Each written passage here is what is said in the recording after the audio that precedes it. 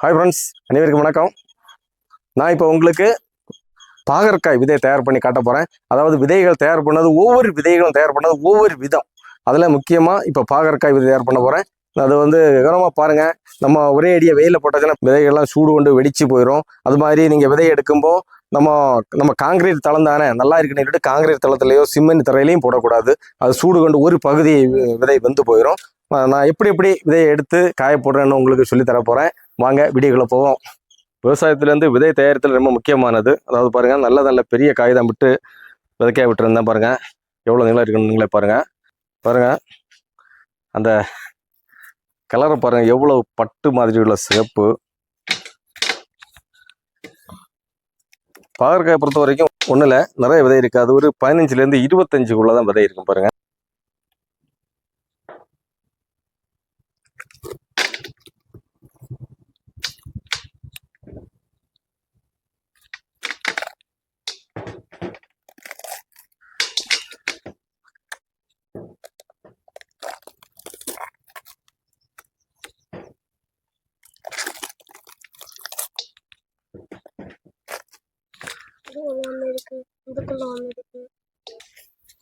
Okay, கூடவே கொஞ்சம் முன்னாடி எடுத்த கொஞ்சம் அந்த விதையை கூட இதில் போட்டுறேன்.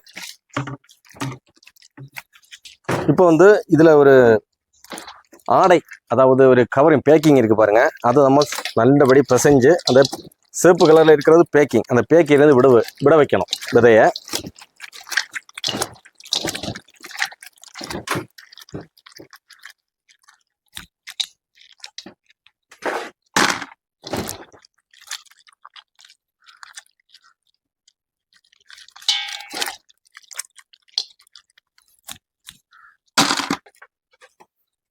பாருங்க, விதையெல்லாம் எடுத்தாச்சு. அந்த இதை கலரை பாருங்க, எப்படி நல்லா பிளட் மாதிரி சிவப்பாக இருக்குன்னு பாருங்க.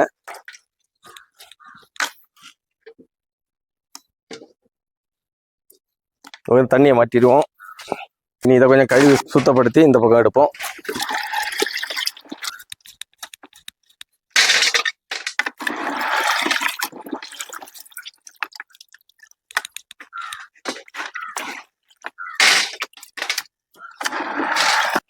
ஓகே, அப்புறம் விதையை பாருங்க, இருந்தும் நல்லா நீட் ஆகலை. இனி ஒரு வாட்டி கூட தண்ணியில் ஊற்றி கழுவுற அந்த சிவப்பு பாடைகள் நல்லா போகட்டும்.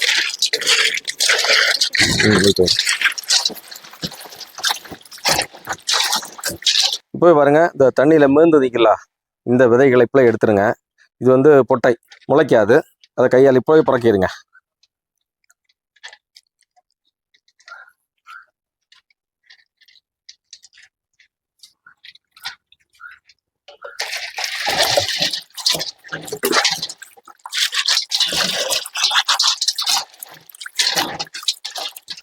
ஒரு சில பாடைகள் இருந்தாலும் பிரச்சனை இல்லை.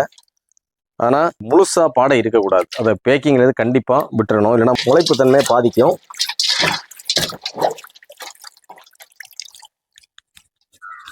ஓகே,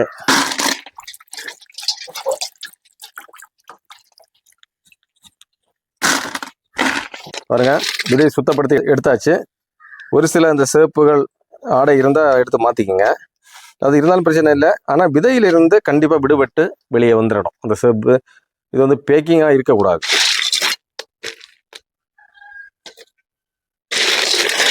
பாருங்க விதை எப்படி இருக்குன்னா, இப்போ விதையை நான் காய போடுறேன் பாருங்க. அதாவது நல்ல வெயிலில் தான் போட்டேன். ஒரு கோணி பை போட்டதுக்கு மேலே போடுறேன். எல்லாம் விரிச்சு போடுங்க.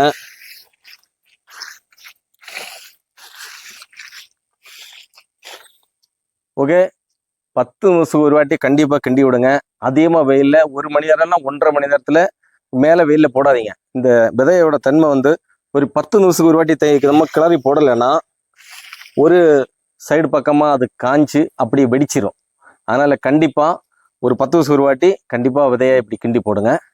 ஓகே, 1 மணி நேரம் கழிச்சு நல்ல வச்சு காய வச்சாலே போதுமானது. பாருங்க, 3வது வாட்டி கிண்டி போடுறேன். ஓரளவுக்கு காய ஆரம்பிச்சிருச்சு. இப்போ வெயில் மிதமான வெயிலாக இருக்குது. ரொம்ப சூடான வெயில் இல்லை. இந்த வெயிலெல்லாம் 2 மணி நேரம் போட்டாலும் பிரச்சனை இல்லை.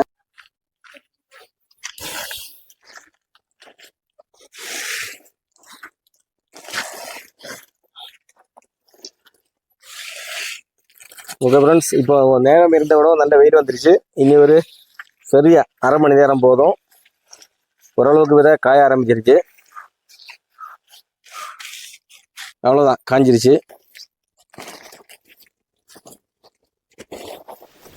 இனி இதை மிதமான வெயிலில் அல்லது 2 நாள் நிழலில் வச்சு காய வைக்கணும்.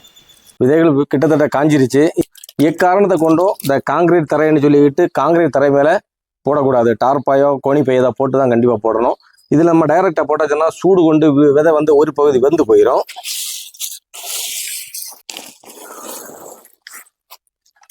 விதை காஞ்சிருச்சு. இதை மிதமான வெயிலானால வெயிலில் போட்டிருந்தேன்.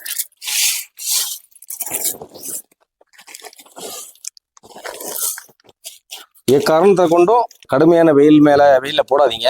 காரணம் விதைகள் தயாரிப்பு ஒவ்வொன்றும் ஒவ்வொரு விதம். இது வந்து வெயில் கொண்டு வெடிச்சு சிதறி போயிடும், அப்புறமா பலன் இல்லாமல் போகும்.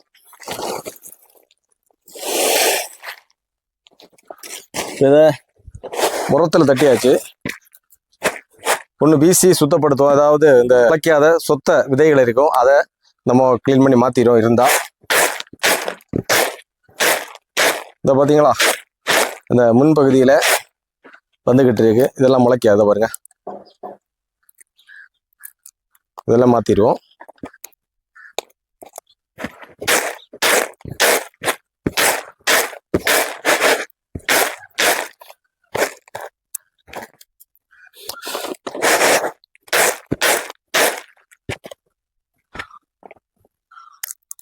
இதை பார்த்தீங்களா,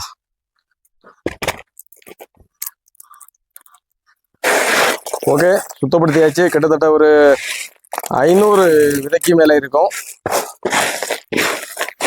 நான் வீடியோ அப்லோட் பண்ணுவேன். நீங்கள் தேவைப்பட்டவங்க உங்கள் ஃபோன் நம்பரை போடுங்க, நான் அனுப்பி தருவேன். கண்டிப்பாக நீங்கள் விவசாயம் பண்ணுங்கள். என்கிட்ட ஃபோன் நம்பர் கேட்காதீங்க. நான் ஒரு ஆள், நீங்கள் நிறைய பேர், என்னால் பதில் சொல்லிட்டு இருக்க முடியாது. ஓகே, இனிமேல் நம்ம முக்கியமாக கவனிக்க வேண்டியது என்னென்னா, நீங்கள் அந்த கண்ணாடி குப்பியிலையோ பிளாஸ்டிக் பாட்டிலையோ எக்காரணத்தை கொண்டு விதைகள் நமக்கு சேஃபாக இருக்கணும்னு நினச்சிக்கிட்டு வைக்கக்கூடாது. காரணம், விதைகள் சோசம் விடும். அதுக்கு மூச்சு எடுக்கணும். அது மூச்சு முட்டி அந்த வேர்வை வந்து அந்த விதைகள் சிதைந்து போகும், கெட்டு போகும். அதனால் கண்டிப்பாக நாம் இது மாதிரி காட்டன் கிளாத் எடுங்க. நீங்கள் வெள்ளை துணி எடுங்க, நம்ம சாரத்துல இருந்து எடுக்கக்கூடிய லுங்கி துணி எடுங்க. இதெல்லாம் காட்டன் கிளாத் எடுங்க. அந்த கிளாத்தில் இப்படியே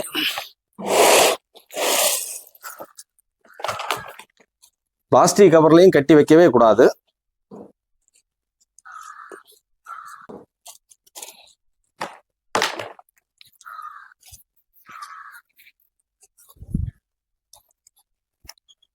ஓகே, விதை தயார்.